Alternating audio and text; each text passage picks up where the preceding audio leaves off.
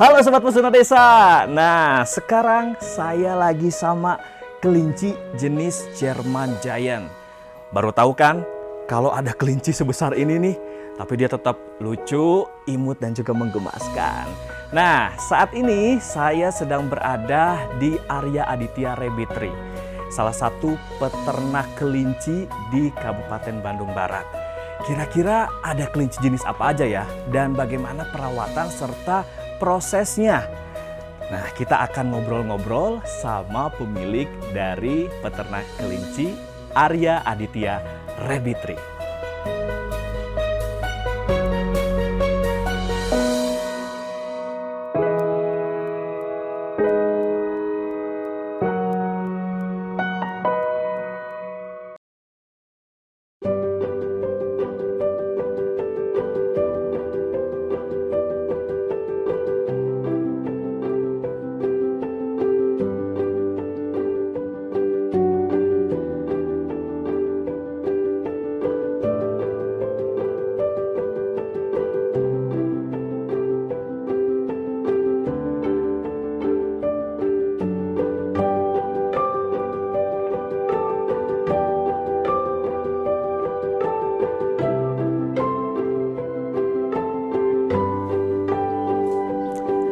Assalamualaikum.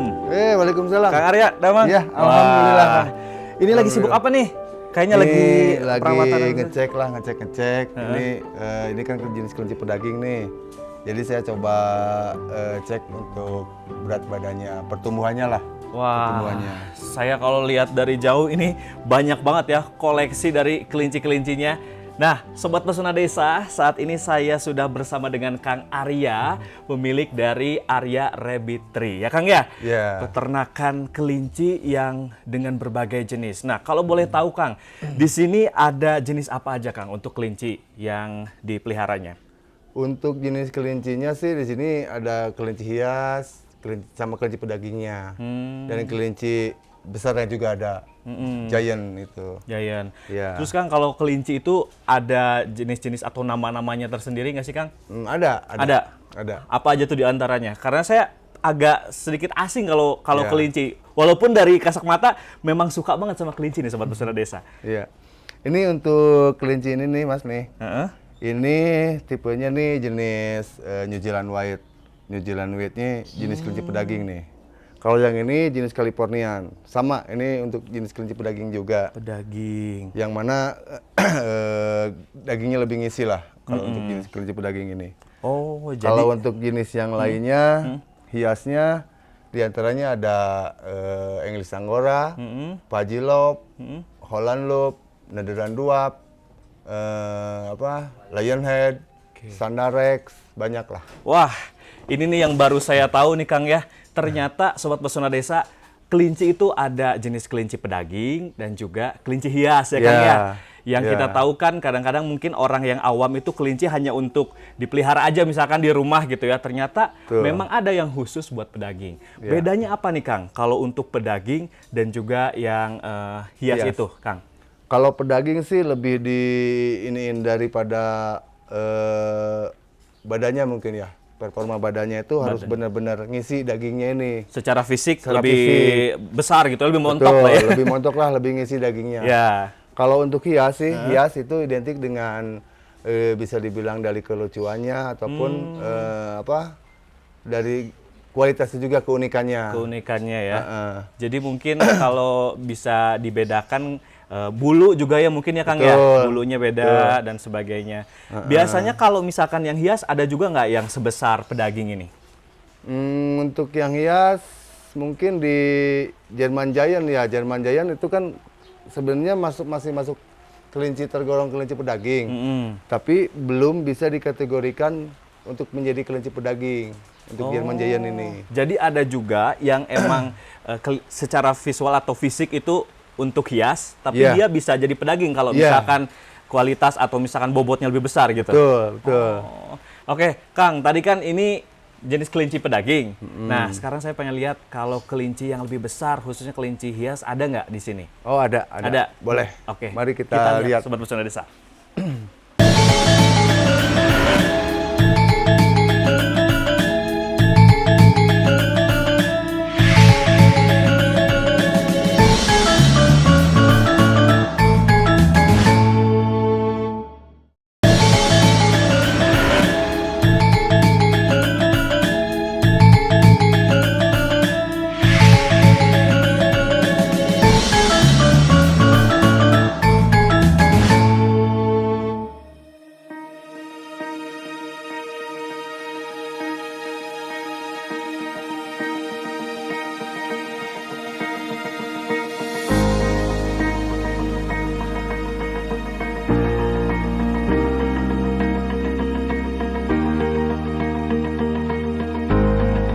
ini untuk jenis kelinci besarnya nih, German Giant nih. Wah, lucu banget ini nih Sobat Pesona Desa yang belum lihat kelinci sebesar ini.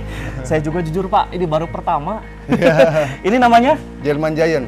German Giant. Usianya baru 7 bulan nih. 7 bulan? Iya. Ini beratnya berapa kilo, Kang?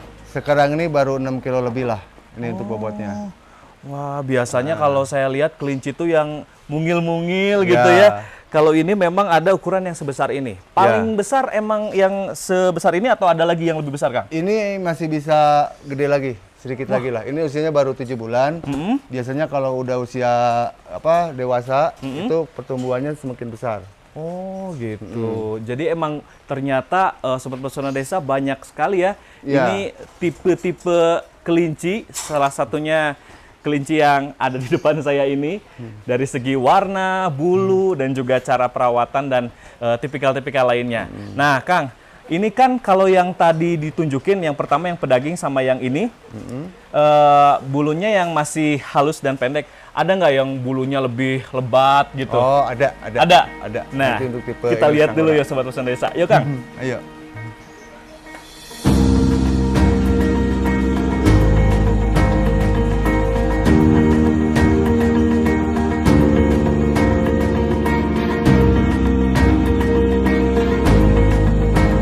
Wah, saya penasaran ini yang lucu-lucu tuh kayak gimana ini Kang?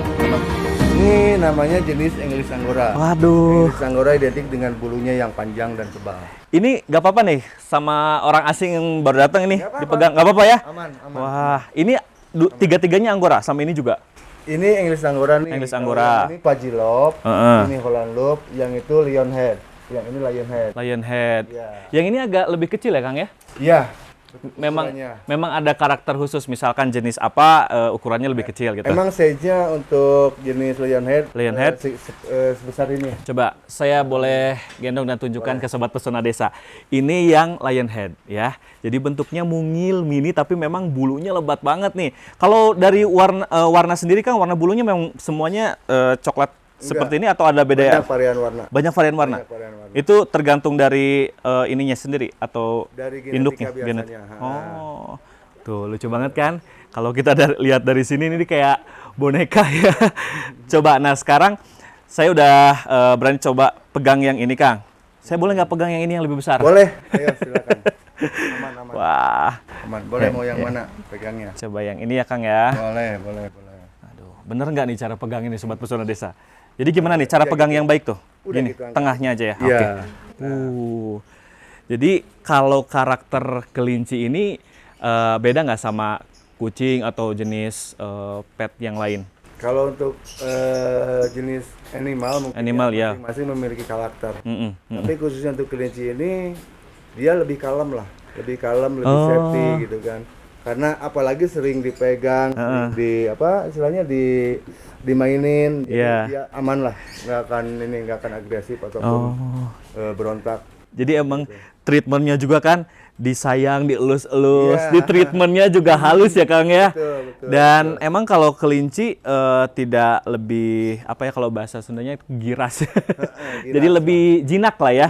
Lebih jinak nih Sobat Pesona Desa. Wah, ini satu pengalaman yang berkesan banget nih. Saya bisa nyobain langsung gendong kelinci-kelinci yang lucu ini.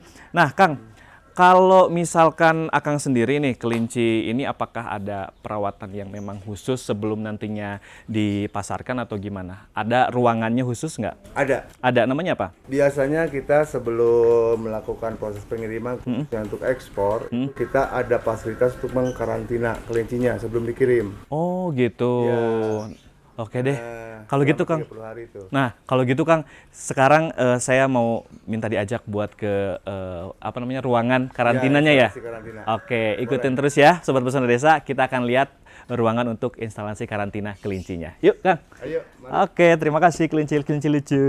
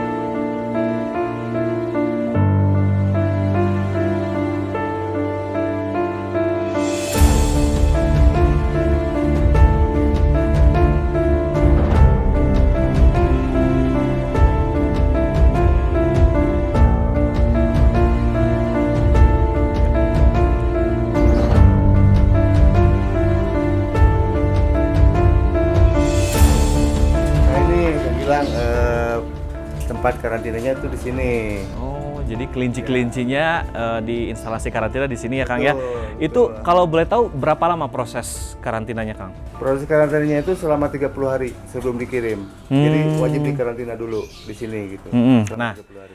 di proses karantina ini, Kang, di ruangan ini, itu apa saja yang dilakukan sama tim Akang nih? Yang paling penting sih kita cek kesehatannya, terus juga perkembangan selama 30 hari. Usahakan kelincinya itu sebelum dikirim itu steril, benar-benar sehat, fresh gitu. Ya. Oke. Kalau misalkan di ruangan ini, apakah ada pantangan-pantangan khusus yang nggak boleh dilakukan sama pengunjung kah? Atau misalkan yang memang mau ngecek personil juga dari Akang, tim Akang gitu? Betul, ini untuk ruangan ini khusus, maksudnya tidak umum untuk bisa masuk ke sini. Oh, jadi sebenarnya nggak boleh gitu ya, nggak Kang boleh, ya, nggak masuk boleh. ke sini. Apa aja tuh yang biasanya kelinci tidak boleh kena misalkan sentuhan orang atau gimana gitu? Maksudnya begini, ini kan tempat untuk mensterilkan kelinci sebelum dikirim. Jadi tidak diberlakukan untuk umum bisa masuk ke sini. Kalau udah 30 hari nih, Kang ya. Jadi nanti Akang cek kembali dong setelah 30 hari itu. Iya. Nah, itu ada yang misalkan tidak layak nggak untuk akhirnya diekspor? Jadi dari pertama kali masuk karantina ini kita ada catatan perharinya. Kondisi kelincinya itu perharinya selama 30 hari itu ada datanya. Oh. Yang kendala-kendala pun bisa dicek di situ kan. Iya. Seperti itu. Dan ini kita ada dokter hewan pribadinya yang menangani fasilitas di sini. Jadi emang maintenance-nya cukup berjalan dengan baik lah ya, Kang ya. Kalaupun misalkan ada apa-apa selama proses karantina gitu ya. Betul. Nah, kalau saya lihat, Kang, di daerah sini kan banyak juga yang berjualan kelinci di luar gitu ya, dan mungkin ada segmentasi ya, memang yang suka dengan kelinci-kelinci baik yang hias ataupun juga yang buat pedaging gitu, Kang. Nah, kalau Akang sendiri melihat pasar kelinci ini seperti apa sih, Kang? Kalau menurut saya sih di kelinci ini sangat berpotensi ya. Apabila kita bisa menjalaninya dengan penuh kesabaran dan ulet. Dan insya Allah lah akan berhasil. Itu kuncinya ya, Kang ya. Kuncinya. Nah, kalau misalkan ngelihat nih ya, yang lebih banyak itu diminati atau misalkan yang ke Akang gitu ya, minta untuk order atau pesan gitu ya, yang pedaging atau yang hias? Dua-duanya. Dua-duanya? Dua-duanya, tergantung daerah ataupun pasar yang dibutuhkannya nih. Contoh misalkan sekarang ini lagi ramai nih perusahaan kelinci pedaging itu ke negara Filipina. Wah, gitu ya. Yang mana kebutuhannya pun lumayan besar untuk ke Filipina ini. Seperti itu. Untuk hiasnya pun tidak menutup kemungkinan, dan kita ada membagi pasar ke beberapa negara yang lain juga, seperti Malaysia, Brunei, Thailand, sampai ke Eropa. Sejauh ini Akang udah ke beberapa daerah itu ya, Kang ya? Alhamdulillah. Untuk ekspornya? Iya, untuk ekspornya. Alhamdulillah. Kalau secara pengiriman kelinci kita udah nyampe ke Eropa, tapi sayangnya masih di sini aja nih. Wah, tapi kan luar biasa, Kang. Jadi ternyata yang memang sudah melalui berbagai proses kelinci yang ada di sini, di Indonesia, khususnya di Lembang, bisa ternyata diekspor dengan kualitas yang baik gitu ya, Bisa. Kang ya? Sangat bisa. Sangat bisa ya? Sangat bisa. Oke. Sangat bisa. Kalau misalkan ekspor bisa, yang di Indonesia pun pasti banyak dong yang kesini datang untuk order atau misalkan bawa kelincinya? Bisa, bisa. Baik pedaging ataupun yang hias? Tidak harus ke sini ataupun harus dari sini, gitu kan. Semua kan ini ada prosedurnya. Yang mana prosedurnya ini satu ada untuk keputusan dokumen ada di kepemerintahan. Ya, Dan pemerintah pun akan sangat membantu gitu. dalam segi kepengurusan dokumennya ini. Insya Allah mudah lah. Jadi emang ada proseduralnya juga gitu ya, Sobat Pesona Desa ya. Tidak hanya sebatas penggemar kelinci atau segmentasi yang memang butuh untuk pedaging, untuk dikonsumsi, tapi ternyata memang harus melalui hal tersebut ya. Oke, nah Kang, kalau tadi kan udah cerita-cerita soal pasar dan juga jenis-jenis kelincinya. Nah, saya pengen tahu juga nih ngobrol-ngobrol sama Akang dari mulai cerita Akang merintis peternakan area rabbitry ini, Kang. Tapi kayaknya nggak di sini. Kita Boleh. cari tempat yang lebih enak ya, Kang ya. Boleh. Oke, Ayo, yuk.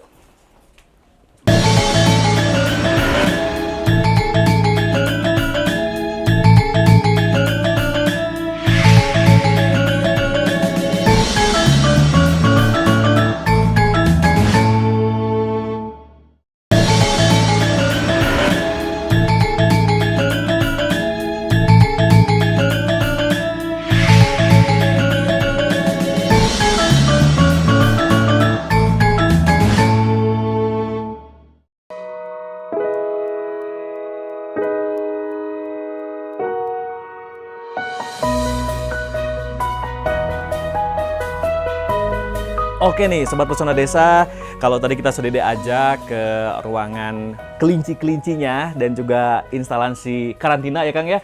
Sekarang saya mau ngobrol-ngobrol nih Kang. Ngomong-ngomong nih, Akang ini merintis peternak kelinci ini dari tahun berapa Kang? Kalau saya mulai beternak itu di tahun 2006 ya, 2006. Tapi di awal 2007 saya sudah mulai mencoba membuka pasar di domestik seperti Pulau Jawa dan luar pulau juga. Jawa. Ya, diantaranya ke Sumatera dan Kalimantan. Nah, di tahun 2008 kita mulai ekspor nih. Iya. Mulai ekspor, kita mulai belajar ekspor. Dan alhamdulillah waktu itu kita mulai membuka ekspor itu ke Malaysia. Oke. Malaysia, Brunei, sama Singapura. Iya. Itu di 2009-2010 kita coba tembus ke Eropa. Wow. Ya, Eropa diantaranya itu pengiriman pernah dilakukan ke Prancis, Prancis by Jerman waktu itu, Prancis Jerman, terus ke Polandia juga, dan terakhir ke Belgia. Wah. Gitu. Nah, dan ini rekan-rekan saya di sini semua ini termasuk yang banyak mendukung justru. Dan ini adalah rekan-rekan saya juga ini mereka ini adalah pelaku eksportir semua, sebetulnya di bidang kelinci. Iya, luar biasa nih, akang-akang kebetulan lagi kumpul juga ya. Nah, kalau saya baca di sini kan ada Rabbit Brother Indonesia. Itu apa tuh Kang, kalau boleh jelasin? Sebetulnya itu Rabbit Brother itu lebih daripada ke sebuah nama ya, nama perkumpulan kita, yang mana kalau kita sih berasumsi semua ini bersaudara. Dari dengan berawal dari kelinci, tapi kita tetap saudara. Sehingga tercetuslah Rabbit Brothers. Pak Edi kan eksportir juga nih ya ke Pakistan. Ke Pakistan. Nah itu Pak, awalnya bisa sampai tembus ke Pakistan tuh seperti apa Pak prosesnya? Ya, awalnya kita ada pertemanan di media sosial. Ya, kemudian seseorang dari Pakistan itu minta diundang untuk ke Indonesia.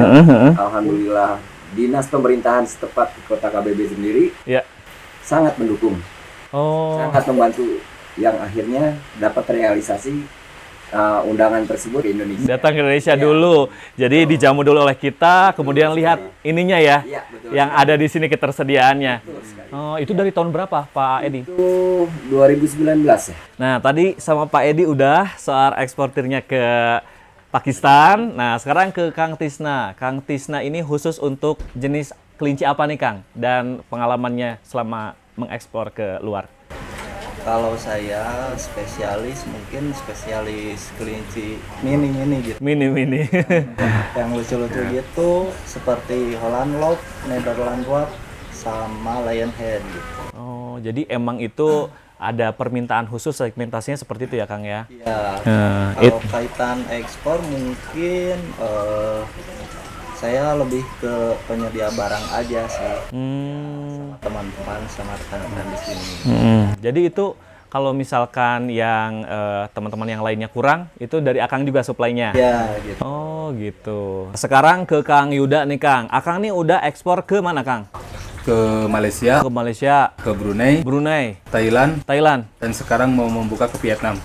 Akang nganterin kelinci langsung ke sana nggak? Enggak. Jadi Akang masih di sini ya? Nah, Sobat Pesona Desa, tadi kita sudah ngobrol-ngobrol pengalaman mengekspor kelinci ke beberapa negara ya, dan juga benua lah selain Asia ya Kang ya. Luar biasa banget ini nih dari rekan-rekan Akang nih. Nah, Kang Arya sendiri selama merintis sampai dengan saat ini masih berjalan gitu ya untuk peternakan kelinci ini, apa yang berkesan sehingga akhirnya hal ini terus dibudidayakan oleh Akang sampai ke depannya mungkin ada target? Kalau untuk saya pribadi sih hal yang paling berkesan, saya kadang berpikir begini, jika saya berada diposisikan untuk menjadi suatu pekerja di perusahaan yang besar, walaupun perusahaannya besar sekalipun, saya tetap pekerja. Tetapi usaha sekecil ini yang saya rintis, tetap saya adalah bosnya. Wah, luar biasa. Apresiasi pisan ini. Benar ya Kang ya? Itu prinsipnya yang dipegang sampai sekarang ya? Saya pegang. Gitu. Jadi jangan malu untuk mencoba. Betul. Apalagi dengan kaum generasi muda, saya berharap agar bisa memulailah Yeah. dengan hal-hal yang positif. Yeah. Seperti itu, karena di kelinci sendiri ini banyak potensinya Mm-mm. yang bahkan sampai sekarang pun masih bisa digali lebih jauh lagi lah. Lebih jauh lagi ya. Apalagi kan sekarang sangat dibantu dengan fasilitas alat Teknologi lah. media gitu ya Kang ya, yang semakin berkembang gitu ya. Jadi untuk pemasaran pun bisa dengan mudah lah untuk generasi muda sekarang ini. Koneksinya juga lebih bisa meluas ya Kang ya. Kalau kita zaman dulu tuh zaman ortodok justru kan, zaman manual lah, segala sesuatu itu serba manual. Sekarang mah enak lah cek saya namanya, tinggal Memanfaatkan ya seperti itu. memanfaatkan lah, pemanfaatan aja. Iya. Daripada orang boga handphone dipakai main game, Iya. dipakai main slot, Yang lain-lain lah ya. pakai bisnisnya. Iya, lebih berfaedah ya Kang ya, Berfaedah. menghasilkan Benar, juga. betul, seperti itulah. Makanya hanya saya nu paling ya mah, saya selaku warga Lembang, saya kadang merasa sedih oge melihat semakin berkurangnya peternak kelinci yang ada di Lembang Iya, sekarang iya. ini, yang mana dulu adalah Lembang sebagai kiblat kelinci, dan saya berharap Lembang ini harus ada harus menjadi ikon kelinci, itu harus jadi ikon. Betul. Bisa ya Kang ya. Gitu. Bukan hal yang tidak mungkin ya. Iya. Jadi sekarang akang-akang ini masih terus ya mengusahakan hal tersebut. Siapa tahu di kedepannya akan ada regenerasi lagi, khususnya untuk dunia peternakan kelinci ini. Nah, salah satunya Sobat Pesona Desa juga. Ini adalah hal-hal yang sangat menginspirasi. Bagaimana merintis dari awalnya mungkin hanya seorang pemula, sampai akhirnya bisa berkoneksi dengan beberapa negara di luar ya. Dan akhirnya bisa menghasilkan sesuatu yang menjanjikan, yaitu kelinci. Wah, salut banget buat akang-akang. Hatur nuhun sekali lagi udah ngajak saya ngobrol-ngobrol dan juga ngelihat kelinci-kelinci yang lucu. Nah, Sobat Pesona Desa, kalau tadi kita sudah melihat obrolan-obrolan dari akang-akang yang sangat luar biasa dari Kang Arya dan juga kawan-kawan, ini bisa kita lihat dari sebuah hobi saja bisa menjadi sebuah usaha yang sangat menjanjikan. Khususnya bisa berkoneksi dengan dunia luar atau mancanegara. Dan juga tentunya ini berkat dari kesuksesan dan kolaborasi dari Rabbit Breeders Indonesia. Sampai di sini dulu perjumpaan kita kali ini. Sampai jumpa lagi di edisi Pesona Desa lainnya.